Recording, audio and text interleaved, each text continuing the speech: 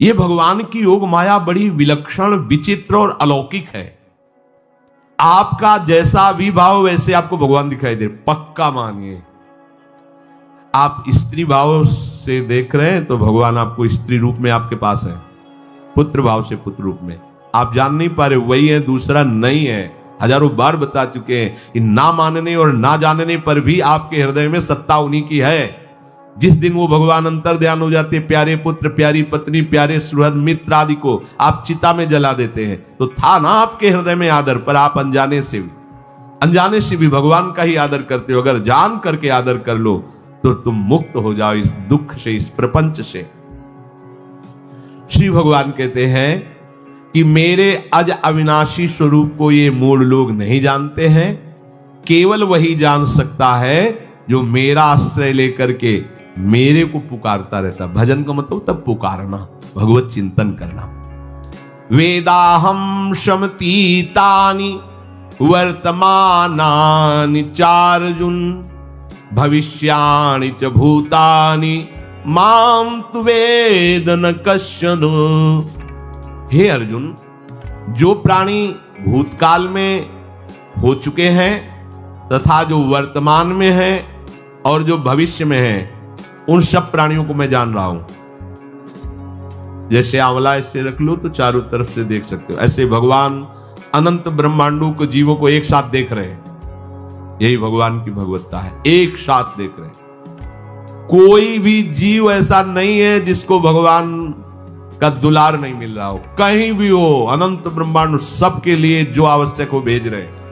कोई भूखा नहीं रह सकता। एक बार वीर शिवाजी समर्थ गुरु श्री रामदास स्वामी जी के पास गए और कहा कि स्वामी जी अकाल पड़ा हुआ है, तो हमने सारा का सारा खजाना खोल दिया और सबको पवाया।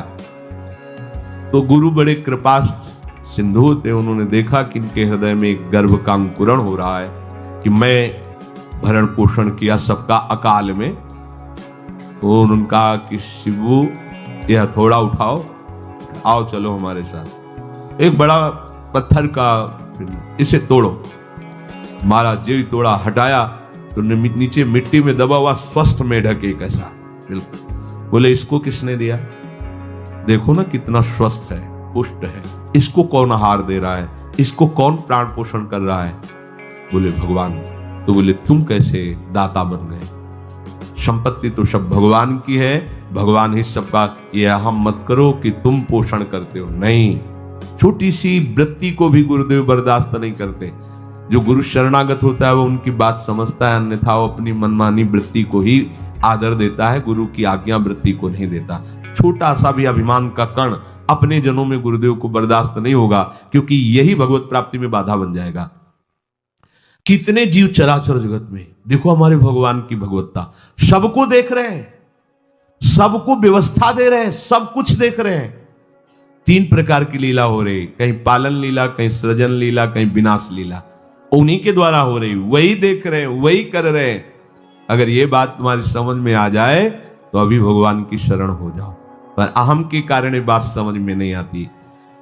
जो भूतकाल में हो चुके हैं, वर्तमान में हैं, जो भविष्य में होंगे, सबका प्रभु वर्तमान की तरह देख रहे हैं, दर्शन कर रहे हैं। परंतु मुझे मेरे भक्त के सिवा कोई नहीं जानता है। भक्त के सिवा कश्चन, कोई भक्त बिरला, वही केवल भगवान को भगवान सबको देख रहे हैं, भगवान की दृष्टि सब पे है। अगर ये बात आपकी समझ में आ जाए तो अभी आनंद आने लगेगा।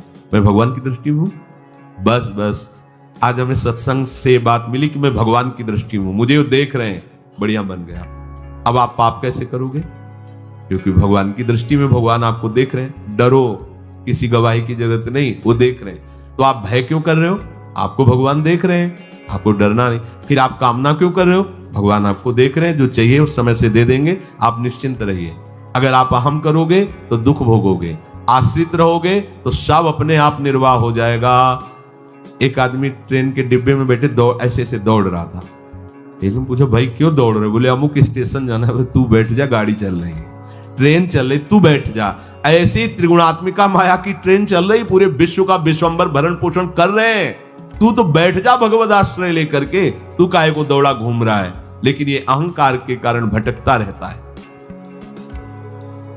भूत, वर्तमान और भविष्य काल, ये 3 विशेषण देकर भगवान कह रहे हैं कि मैं सबको देखता रहता हूं, जो हो गए, जो हैं, जो होंगे।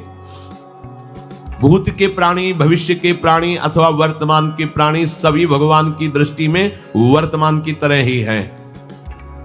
ये भूत, भविष्य, वर्तमान काल केवल हम लोगों की दृष्टि में भेद है, भगवान की दृष्टि में नहीं।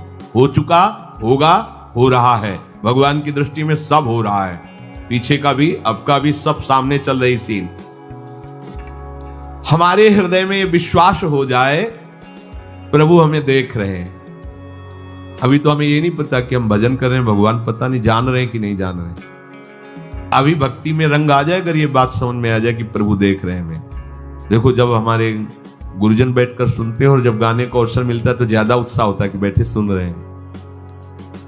ऐसे ही अगर हम मान ले कि हमारे प्रभु सुन रहे हैं, हम जो भजन करें हमारे प्रभु देख रहे हैं, जो सेवा करें भगवान हमारे स्वीकार करें, प्रियालाल स्वीकार कर, अभी भक्ति का रंग आ जाए, ये बात हमारे हृदय में बैठ जाए कि मैं हर समय प्रभु की दृष्टि में हूं, हर समय मैं अपने आराध्य देव की दृष्टि में हूं, कितना आनंद आएगा।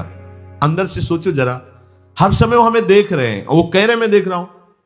पीछे जो तुम किए वो देख रहे हैं वर्तमान की तरह, अभी जो वो तुम देख रहे हैं, आगे जो करोगे वो भी देख रहे हैं। वो पहले से उनको सब पता है, तुम ऐसे ऐसे चलोगे, ऐसे ऐसे कार्य करोगे। भगवान की दृष्टि में सब कुछ वर्तमान ही रहता है। संपूर्ण प्राणी काल के अंतर्गत हैं और प्रभु श्री हरि कालातीत है। देश, काल, वस्तु, व्यक्ति, घटना, परिस्थिति ये बदलते रहते हैं, पर प्रभु श्री हरि वैसे के वैसे ही रहते हैं। काल के अंतर्गत प्राणियों का ज्ञान एक सीमित है। अब इस दीवार के पीछे कौन खड़ा है, क्या कर रहा है पता नहीं, पर भगवान की दृष्टि में नहीं। भगवान की दृष्टि में सुमेरु पर्वत पर क्या हो रहा है, जहां किसी की दृष्टि, वहां भी उनको। ब्रह्मलोक में ब्रह्मा क्या कर रहे हैं, बैठे बैठे सब। इसलिए कितने महान ईश्वर हैं। एक छोटी सी भी चींटी को दाना मिला कि नहीं, उनको चिंता है। देखो, आप छोटे से 2-4 लोगों का भार लेकर के चिंतित हो रहे हो, अनंत ब्रह्मांडों के अनंत जीवों का भरण पोषण प्रभु हमारे कर रहे हैं और निश्चिंत हैं। अचिंत शक्तियां भगवान की, तो आप भी तो उनके बच्चे हो ना। ये सब कहने का मतलब है आप भी तो उन्हीं के अंश हो ना। 2-4 की चिंता में इतने तुम बावरे हो रहे हो, डिप्रेशन में पहुंच रहे हो। 2-4 कामनाओं के पीछे इतने, अनंत ब्रह्मांड तुम्हारा जो अंशी है, अनंत ब्रह्मांडों के अनंत जीवों का अनंत काल से भरण पोषण करता चला रहा है। कहीं भी किसी के साथ कुछ भी गलत नहीं हो सकता। जैसे कहते कि क्या गलत हुआ, देखो ना अभी तो बच्चा था, ऐसा ऐसा हो गया, तो तुम्हारी दृष्टि में बच्चा है, पीछे तो बहुत पुराना है ना, जो कर्म करके आया उसका फल। कहीं भी गलत किसी के साथ नहीं होता, ध्यान रखना।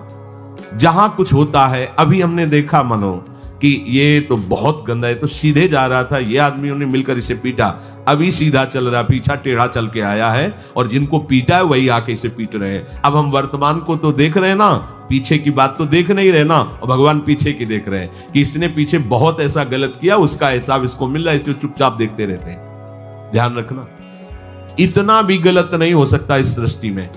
वो कैसे गलत नहीं हो रहा, अभी तो नवयुवक था, उसने कुछ ऐसा किया ही नहीं, अभी तो नई अवस्था थी, अभी तुम्हें दिखाई दे रहा है 15 वर्ष का है, लेकिन भगवान देख रहे हैं मेरा पुरातन अंश है, किस जन्म से क्या क्या करते चला रहा है। ये ज्ञान हो जाएगा तो किसी भी बात में आपको दुख नहीं पहुंचेगा, विक्षेप नहीं पहुंचेगा। नहीं, बड़े बड़े विक्षिप्त हो जाते। एक गौतमी नाम की महान तपस्विनी थी, महाभारत में कथा आती है, उसका एक ही पुत्र था और उसको सांप ने काट लिया। तो वहां की कुल भील उठा के लाए और कहा, देवी मां ये देखो सांप ने तुम्हारे बेटे को काट लिया। तो उनका इतनी सामर्थ्य सांप की कैसे हो गई कि मेरे बेटे को काट लिया और मेरे से भय नहीं माना। आकर्षण वृत्ति जीव ही की सांप सामने आ गया, तूने क्यों काटा, मैं तुम्हें भस्म कर दूंगी। सांप ने कहा, पहले हमारी प्रार्थना सुन लो। मेरे सर पर मृत्यु ने आकर के अपना शासन जमा लिया और कटवा दिया, मेरा कोई दोष नहीं। मृत्यु का आकर्षण किया, महान तपस्विनी, भगवान व्यास देव जी ने यह लीला कथा गाई है। मृत्यु का आकर्षण किया, साक्षात मृत्यु सामने आ गई, थर थर कांपने लगी। गौतमी जी ने कहा, मैं अपने तपस्या के बल से तुम्हें भस्म कर दूंगी। हमारे ऐसे निष्पाप बालक को तुमने सांप के द्वारा प्रेरित करके कटवाया। बोले मेरे ऊपर काल का शासन है, काल ने मुझे प्रेरित किया, मैंने सांप को प्रेरित किया, मेरा कोई दोष नहीं, ये काल का शासन। काल का आवाहन किया, काल उपस्थित हुआ। काल ने कहा कि मेरा इसमें कोई दोष नहीं, इस बालक के पूर्व जन्म के कर्म के द्वारा मैं प्रेरित हूं, इस बालक के कर्म से प्रेरित होकर मैंने मृत्यु को प्रेरणा की, मृत्यु ने सांप को प्रेरणा की और इसने डस लिया। अब आप बताओ किसका दोष है? शांत हो गई, क्योंकि इस बालक के ही तो को न काहू के सुख दुख करदाता, निज कृत कर्म भोग सुन भ्राता। कोई किसी के सुख दुख का हेतु नहीं है, अपने कर्म ही है जो हमको दुख सुख देते हैं। और ये भगवान देख रहे हैं, कोई जैसे आपको अभी मनुष्य शरीर मिला, स्वतंत्रता है, अब आप जो पापाचरण चाहो छूट है कर सकते हो, या जो पुण्य कर्म चाहो कर सकते हो, या भजन करना चाहो कर सकते हो। ये स्वतंत्रता केवल मनुष्य शरीर को दी गई है। आपको जो पूर्व भोग मिल रहे हैं वो आपके पीछे के कर्मों के हैं। तो जो ज्ञानी जन होते हैं, विवेकी जन होते हैं, आए हुए प्रारब्ध को भोग लेते हैं, नया कोई पाप नहीं करते, निरंतर भजन करते रहते, भगवान की कृपा से मुक्त हो जाते हैं। अगर भगवान की शरण में नहीं होगे, भजन नहीं करोगे, तो आपके ऊपर बहुत से ऋण है, दुर्गति हो जाएगी। ऐसा नहीं है।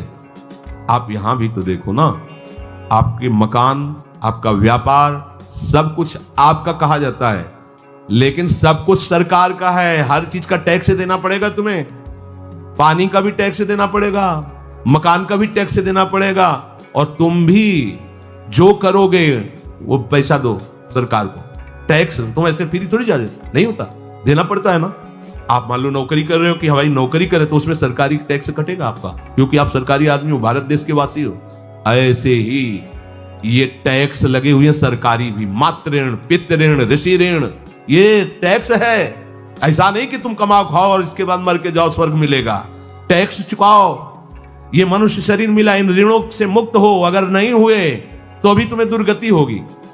आप देखो, जब कभी ऐसी सूचना मिलती कि अमुक आदमी का अमुक धन पकड़ा गया, तो इनाम दिया जाता है क्या कि इतना कमा लिया?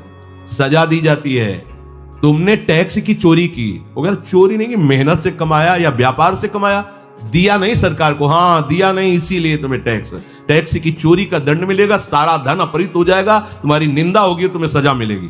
बोलो मिलती है नहीं? ऐसे ही ये लड़का, बच्चा, पत्नी, पुत्र, परिवार जो भी है, ये सब श्री भगवान का तुम्हें टैक्स देना है। क्या टैक्स देना है? भगवान की शरण होकर उनका सुमिरन करो, सारे ऋणों से वो मुक्त कर देंगे। एकादशी स्कंद में कहा है, मेरा भजन करने वाले का कोई ऋण नहीं रह जाता। और नहीं तो महाभारत में ही प्रसंग आता है, एक जरत्कारु नाम के ब्रह्म ऋषि थे। ऋषि और भक्त में बड़ा अंतर होता है। वो तपस्या प्रधान, जैसे दुर्वासा ऋषि तपस्या प्रधान थे, वो बाल ब्रह्मचारी और तपस्या से युक्त एक दिन भ्रमण कर रहे थे, तो आवाज आई, मेरी रक्षा करो, मेरी रक्षा करो। तो उस आवाज की तरफ बढ़े तो देखा कुएं में उल्टा लटके हुए हैं बहुत से ऋषि, और एक केवल तंतु है, एक केवल तंतु है जिसमें दो चूहे लगे हुए उसको भी काट रहे हैं, एक काला और एक श्वेत। तो उन्होंने देखा और दयालु हो गए कि ऋषियों, मैं तुम्हारी कैसे रक्षा कर सकता हूं? तो उन्होंने कहा कि ये जो दो चूहे हैं रात और दिन हैं, और जो हम लोग हैं ये तुम्हारे पितर हैं।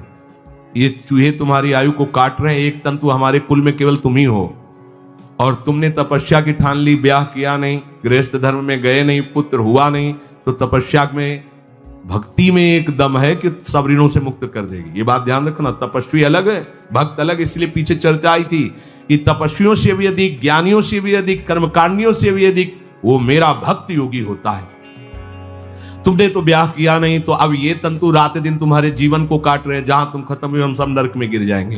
पितरों ने कहा, तुम पितर ऋण से युक्त हो, मुक्त तभी होगे जब ऐसा करो। ओ बड़े वो दृश्य खत्म, अंतर ध्यान हो गया। ओ बड़े दुखी हुए कि क्या करें। तो उन्होंने मन में निश्चय किया कि ब्याह तो करूंगा पितरों के उद्धार के लिए। इतने बड़े तपस्वी हैं जरत्कारु जी, बड़ी महिमा है, लेकिन बात यहां फंस गई, पितृ। उन्होंने मन में निश्चय किया कि कोई आके अपनी कन्या दे दे और उसका भी नाम जरत्कारु हो, मैं बिल्कुल भरण पोषण नहीं करूंगा, और कभी हमसे कोई प्रश्न ना करे। ऐसी अगर कोई कन्या देगा तो मैं स्वीकार कर लूंगा।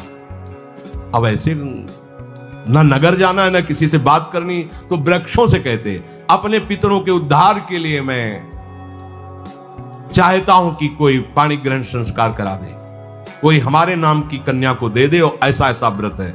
ऐसा ही बोल रहे थे, वासुकी नाग उपस्थित हो गए और उनकी बहन का भी नाम जरत्कारु था।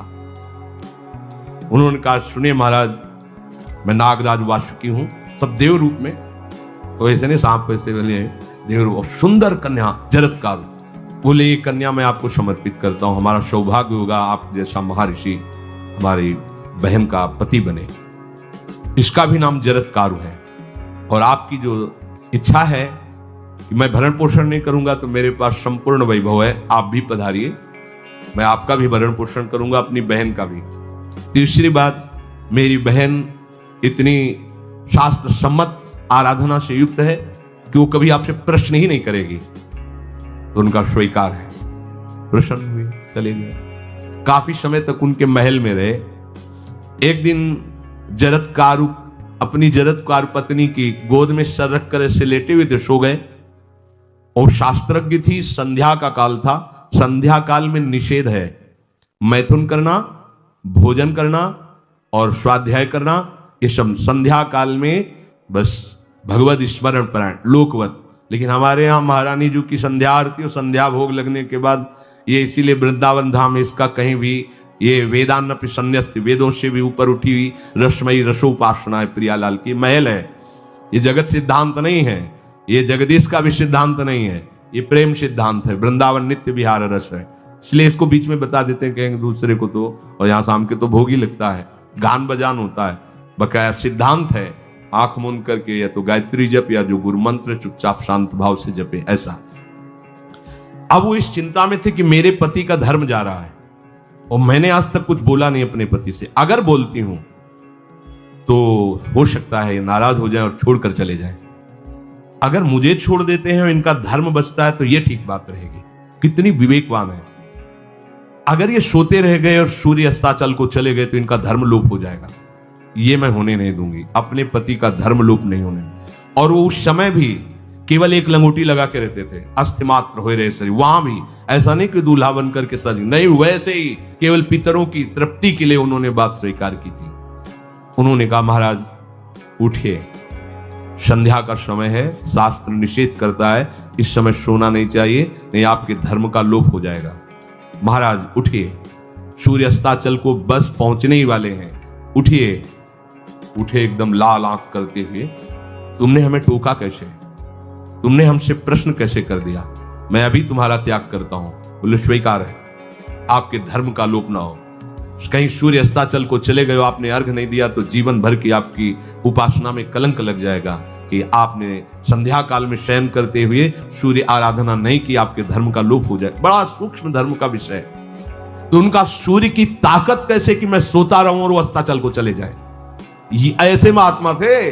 कहा सूर्य की ताकत कैसे, भगवान व्यास देव जी ने लिखा है, किसी कहानी की बात नहीं। सूर्य की सामर्थ्य कैसे है कि मैं अर्घ ना दूं और अस्ताचल को चले जाएं, सूर्य तब तक रुके रहते जब तक मैं सोता रहता, पर तुमने टोक दिया, अब मैं चला।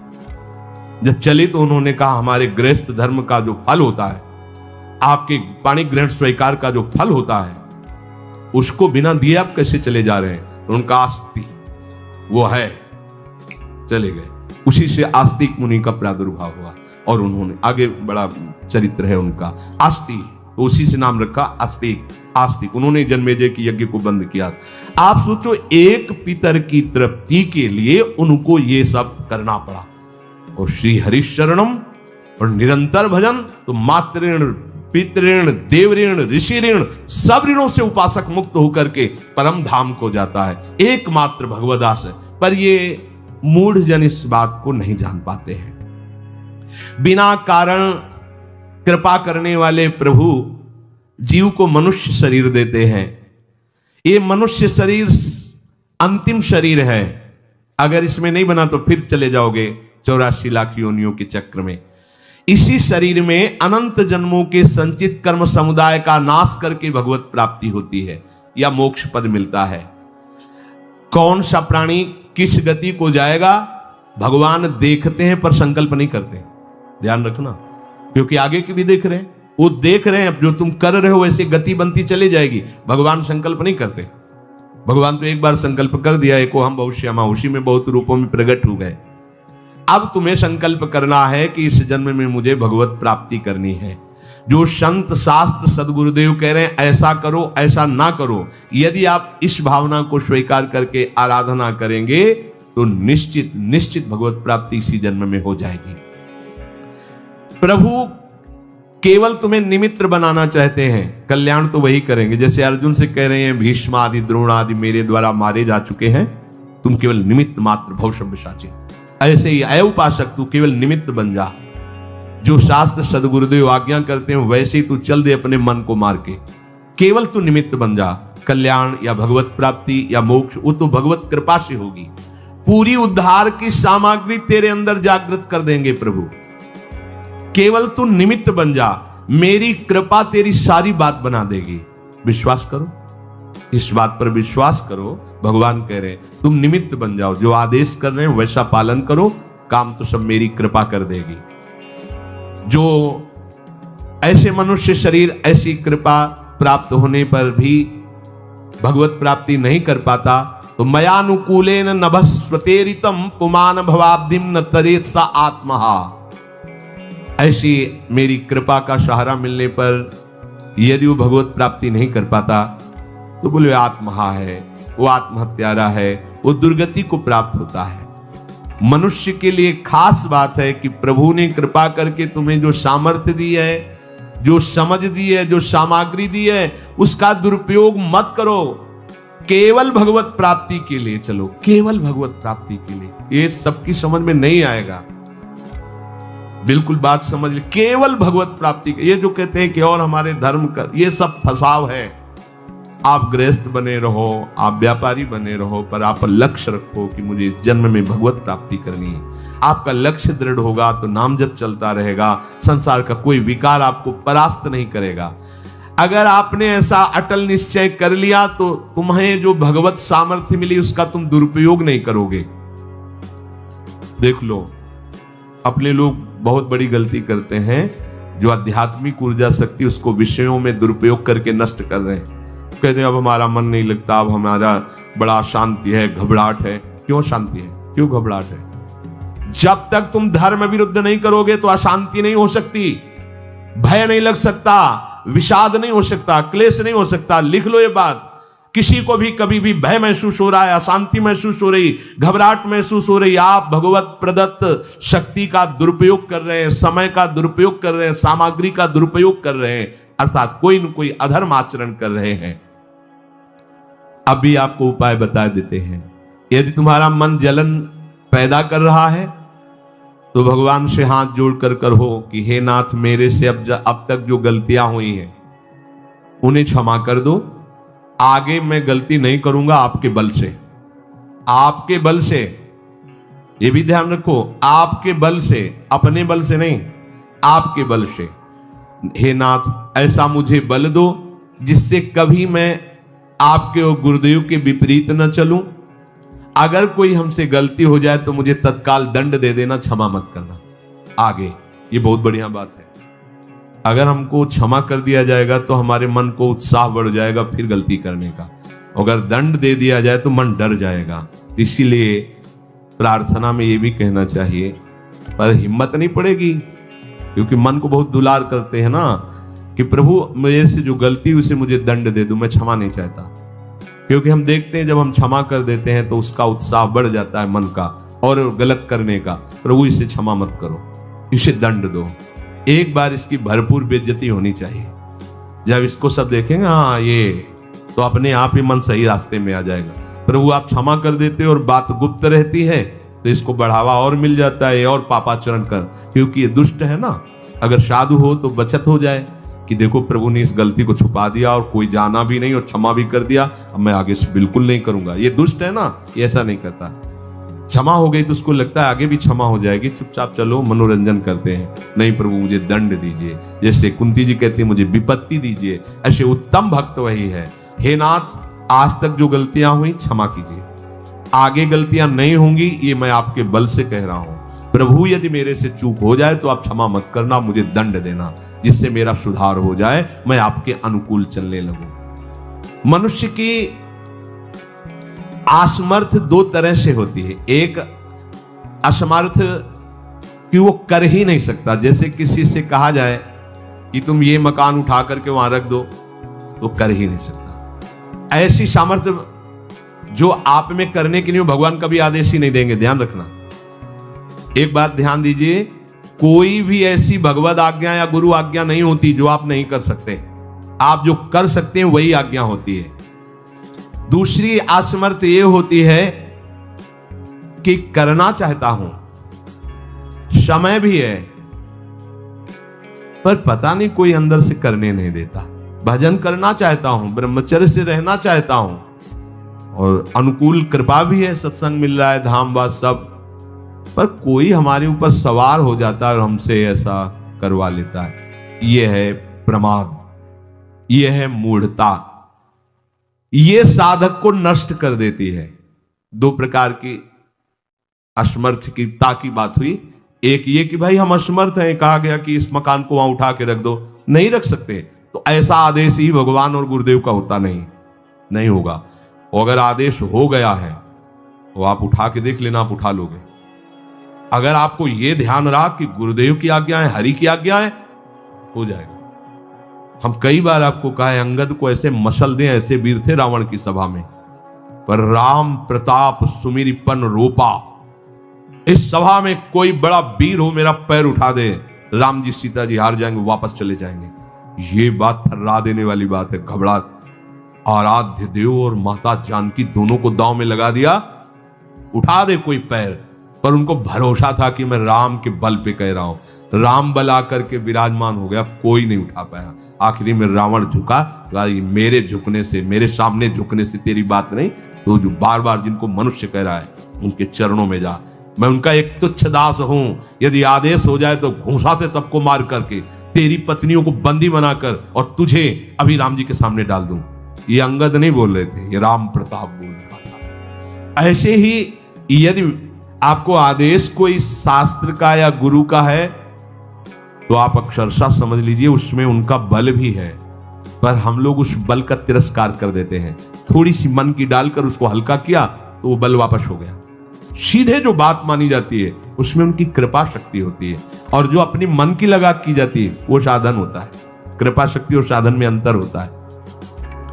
तो जो हम कर सकते हैं, आदेश है, हम करना भी चाहते हैं और नहीं करते हैं, इसका हमारे अंदर प्रमाद का राज्य है। प्रमाद, लोग कहते हैं कि पता नहीं कोई हमारे दिमाग में आके कर जाता है। हाँ, भूत आता है, भूत। अब ऐसे लोगों को बावरा कहते हैं। अब इनको ऐसी जगह पहुंच जाए जहां सही निर्णय नहीं होता, और ये कर देना वो कर देंगे। उनको लगता है कोई है, बोले है, ऊपरी चक्कर है, अल्ले ऊपरी चक्कर हो, घूम रहे हो पागल बने, ऊपरी चक्कर कुछ नहीं, ऊपरी चक्कर नहीं, भीतरी चक्कर है। ये भीतर का तुम्हारा वासनात्मक प्रपंच ही तुम्हें नचा रहा है। विवेक का जागरण करो। किसी की अरे प्यारे, तुम हरि के अंश हो।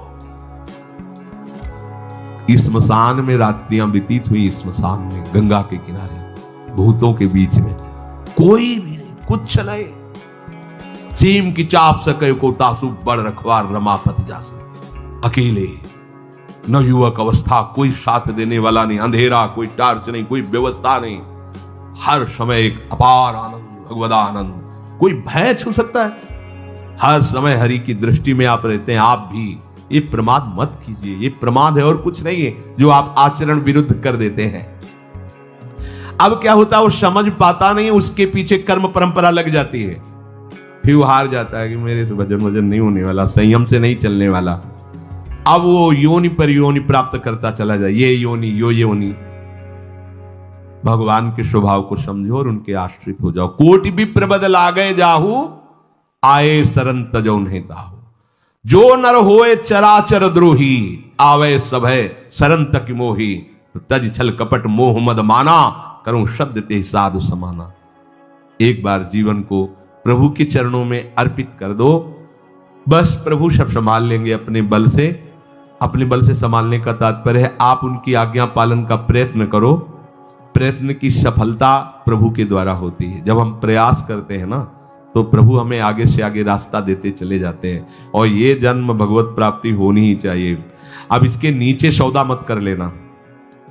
प्रभु से मिलने के सिवा और कहीं सौदा न कर लेना, क्योंकि आपके पास धन है। ठग लोग आएंगे आपको ठगने के लिए, ये भोग भोग लो, ये भोग भोग लो। कैसे बताएं, यदि तुम भगवत आश्रित हृदय से हो जाओ तो स्वप्न में भी तुम्हें डिगने नहीं देंगे। एक बार किसी उपासक ने अपना अनुभव बताया कि स्वप्न में उसके सामने कई भोग सामग्रियां से भरा हुआ मकान, सब व्यवस्था, वो एक बहुत सुंदर तरुणी, बस हमने आपको पसंद कर लिया। ये स्वप्न की बात, हमने आपको पसंद कर लिया, हम जिसकी खोज में थी वो आप हमें मिल गई, बस अब तो हमारे जीवन धन आप ही हो। वो सुनने लगा, मतलब उसको अच्छा लगने लगा ये बात सुनने में। इतने में ही एक देवी प्रकट हुई, इतना सुंदर रूप कि करुणा बरस रही थी उस रूप से, और स्पष्ट कहती, ये छल है, ये कपट है, झुकना मत, देखना मत, इसकी सुनना मत। यदि सुन लिया और इसके प्रलोभन में झुक गए और इसको देख लिया तो तुम चले जाओगे, तुम्हारा आंख खुल गई। बड़ा आनंद हुआ उस उपासक को कि स्वप्न में भी आश्रयदाता उसको डिगने नहीं देते। स्वप्न में भी, ये बात समझ लो, स्वप्न में भी भय आने नहीं, स्वप्न ही था। हो सकता था स्वीकृति उस उपासक के हृदय की हो जाती, लेकिन जगने पर हाहाकार मच जाता कि कैसे स्वीकृति हो गई। पर देखो, जिसका आश्रय लिए वो उससे सुंदर रूप लेकर खड़ा हो गया और समझा रहा है, छल है, कपट है, झुकना मत, देखना मत।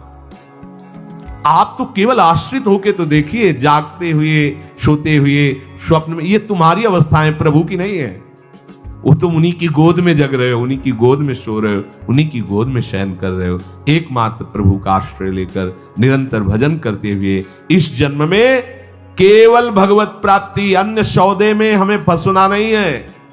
बहुत से प्रलोभन आएंगे कि ये फ्री ले लो, फ्री भोग लो, कोई नहीं जानेगा। आपको सौदा नहीं करना अपने हरि आश्रित बल का, आपको उससे केवल हरि की प्राप्ति करनी। प्रलोभन आएगा, ध्यान रखना, भय आएगा। हे भगवान, आज तक जो भजन किया है इस भय को हटा दीजिए, क्योंकि इज्जत चली जाएगी, सब लोग थू थू करेंगे, मेरे से बहुत गलती हो गई, हटा दीजिए। हरि मुझे दंड दो, पूरी सभा में मेरा तिरस्कार करवाओ। ये मन लाख समझाया, नहीं समझा, अब जब बेइज्जती होगी ना इसकी तब समझेगा। कुछ नहीं होगा और कृपा हो जाएगी, आगे बढ़ जाओगे। बिल्कुल अपने भजन को खर्चा मत करना, ना भय में और ना किसी सुख प्रलोभन में।